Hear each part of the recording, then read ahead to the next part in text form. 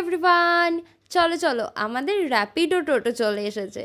তোমরাও আমার সাথে আজ শপিংয়ে চলো। এই ভিডিওতে তোমরা আমাকে সারাদিন ধরে ট্রাভেল করতেই দেখবে, টোটো, অটো আর ট্রেন, কারণ সারাদিন ধরে ট্রাভেল করে গেছি আর সেটারই একটা ছোট্ট মিনি ব্লগ শেয়ার করছি। তো আমি আমার ফার্স্ট ডেস্টিনেশনে চলে এসেছি, আর মার কথা না শুনে একই জায়গায় 10 বার ঘুরপাক করছিলাম বলে মা একটু কথা শোনাচ্ছিল।